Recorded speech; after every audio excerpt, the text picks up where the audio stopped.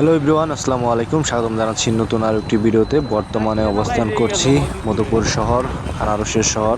আপনারা অনেকেই চিনেন আনারস শহরের নামে।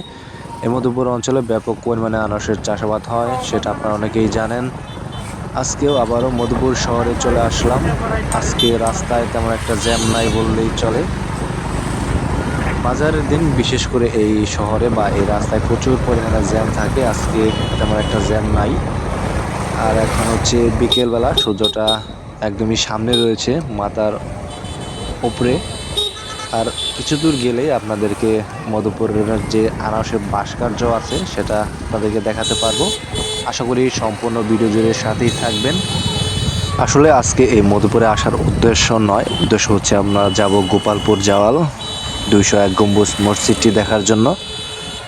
আজকেও এই মধুপুর শহরের ভিডিওটা ধারণ করতেছি। আসলে কেমন লাগে আমার ভিডিওগুলো অবশ্যই কমেন্ট করবেন। কমেন্ট করলে আসলে ভিডিও বানানোর উৎসাহ পাই। কিছুক্ষণের মধ্যেই আপনারা আনারসের ভাস্কর্য দেখতে পাবেন। এখানে কিছুটা জ্যাম রয়েছে।